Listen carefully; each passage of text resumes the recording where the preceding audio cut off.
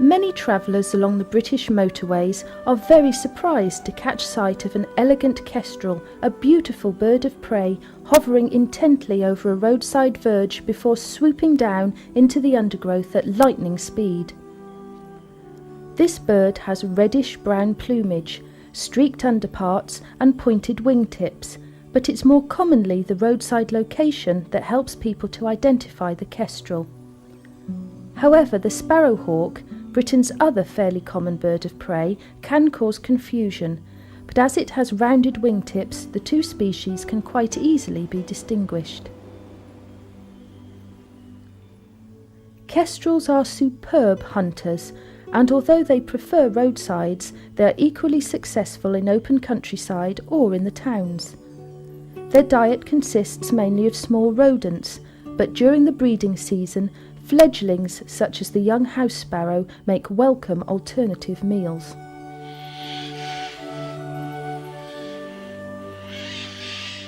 Moving on to the jay, and sightings of this bird are much less frequent but undoubtedly highly prized. Not only is this species quite rare and very shy, it's also one of the most beautiful birds to be found in Britain. It's unlikely that the average garden birdwatcher will be lucky enough to see a jay, but those that venture out into woodland, whether walking, horse riding or cycling, are in with a much better chance of spotting this elusive bird. This beautiful creature is extremely wary and will fly off at great speed at the slightest disturbance, so birdwatchers must be as quiet as possible. Both male and female have a pinkish-brown plumage. However, their most distinguishing feature is the luminescent blue flashes on their wings. Jays rarely stray beyond their own territories, particularly when acorns, the mainstay of their diet, are in plentiful supply. It's only when the acorn crop fails that they'll move further afield in search of sustenance.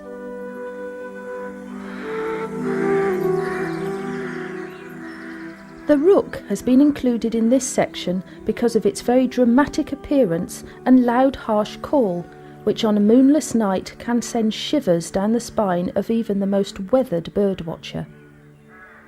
A first view of a rook can be quite alarming, as it's a large black bird with a dramatic presence. Although this species is not dissimilar to the crow, it does have distinctive bare white skin on its face and at the base of its sinister-looking bill, with loose feathers on its thighs, giving the rather comical impression that it's wearing baggy pants. The call of the rook is also much harsher than that of the crow, sounding eerie and echoing. This is one of the most sociable species of birds, as groups of rooks live together in colonies, building spectacular collections of nests high up in the treetops. As a scavenger, the rook is extremely effective in both rural and urban environments.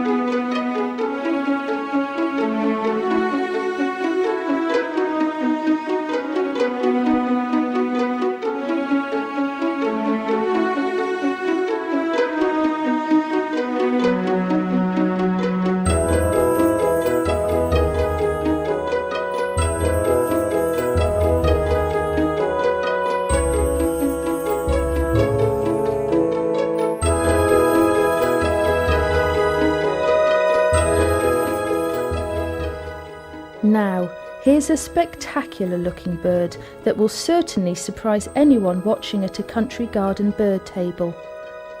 This is the greater spotted woodpecker, and although it will only appear close to woodland habitats, it's not quite as rare as you might at first think, particularly when plentiful supplies of nuts are put out and maintained.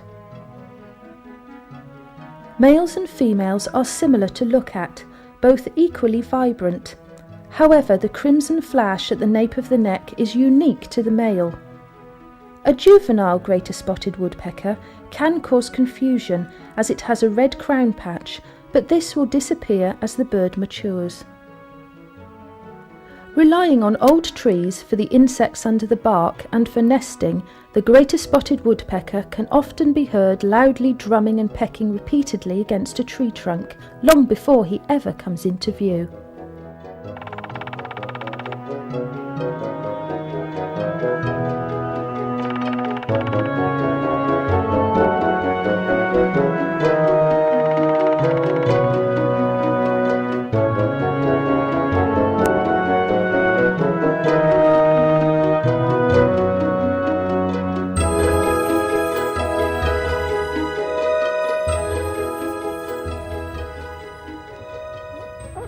The last species worthy of mention is the pheasant, a vibrantly coloured bird that is the epitome of country life.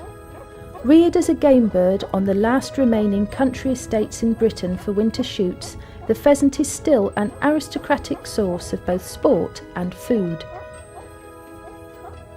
There's nothing more traditional looking in the British bird world than a male pheasant strutting his stuff in a classic country environment. With his bright colourful plumage and his elegant long tail, he will attract a harem of females. Identification of the female is more difficult as they're a duller shade of brown, but this is perfect camouflage to disguise her while she is sitting on the nest. This is of vital importance as pheasants nest at ground level, and this is the only protection that they have at their disposal.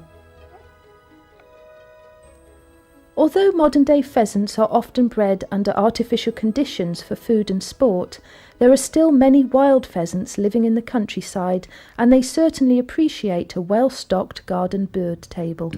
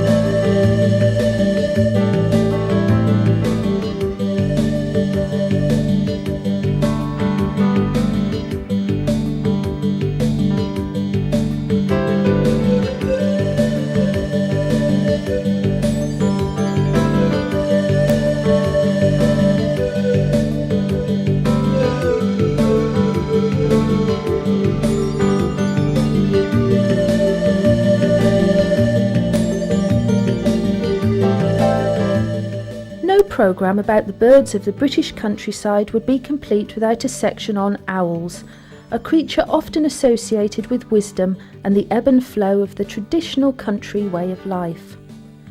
It's possible that you'll get to see an owl when you're out and about, but sadly, due to the destruction of their natural habitats, numbers are in decline.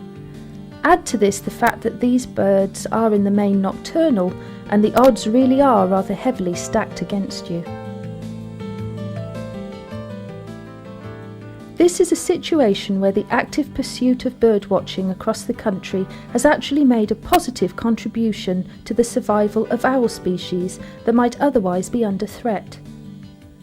Owl sanctuaries have developed and grown throughout Great Britain to cater for the injured birds that members of the general public and well-informed birdwatchers are spotting out in the countryside. Once notified of an injured owl, specially trained staff from the sanctuary are dispatched to collect it, and as you can see for yourself, the facilities here are first rate, ensuring that the bird in question will get the best possible care. Okay, that's all, let's take it. Okay. Oh, he's ever so good with his talons, isn't he? Don't come anywhere near you. Right, let's just get you down, little guy. There we go. Let's just check that thing out, shall we?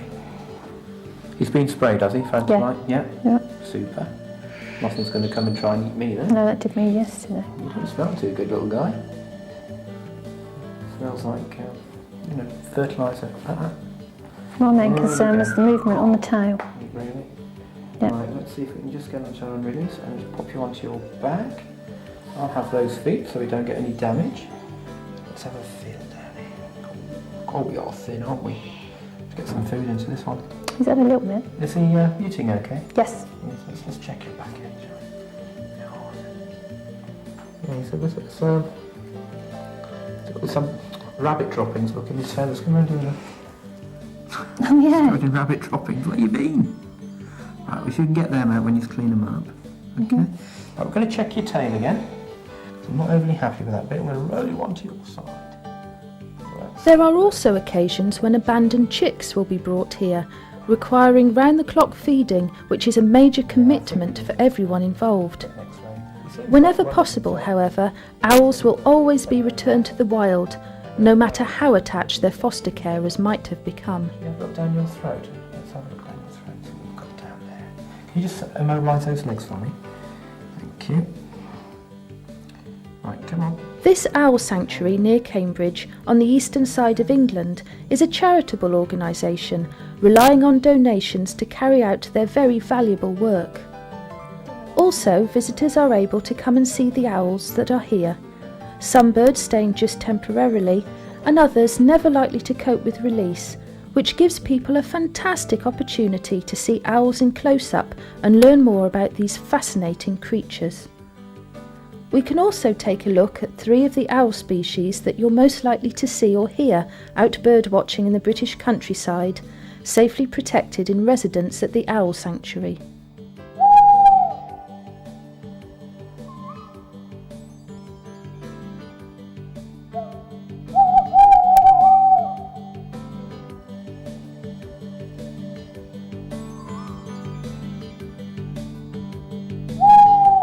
The tawny owl is the bird responsible for the twit-twoo hoot that has become synonymous with storytime owls everywhere.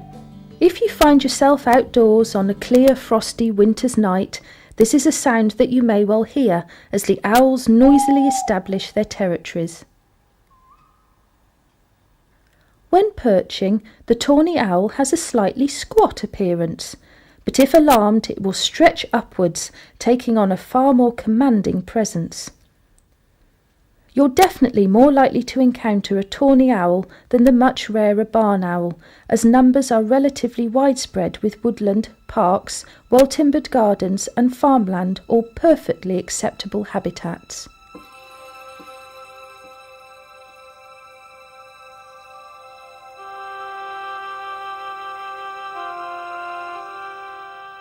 The other species of owl that can sometimes be mistaken for a tawny is the little owl, simply because the mottled brownish grey colouring is very similar. However, as the little owl's name implies, it is in fact a very diminutive creature, not much larger than a fully grown blackbird and about half the size of a tawny. There is another distinguishing feature, as the little owl will bob its head up and down when preparing to disembark from a perch. This is a species that you're more likely to see in daytime than any other owls, as it will enjoy the warm sun on a tree branch or a strategically placed beam in an old farm building. So, when passing through this kind of location, it's well worth keeping a lookout for sunbathing little owls.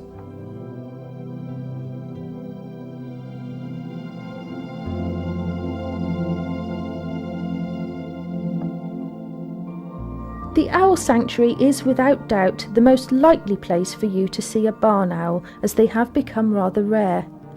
In flight, this is a magnificent creature, particularly at dusk when it will appear ghostly white. However, in close-up, you can see that this bird's upper body is a pale sandy brown. Also, a heart-shaped face, unlike other owls that have the classic circular silhouette, will distinguish this species.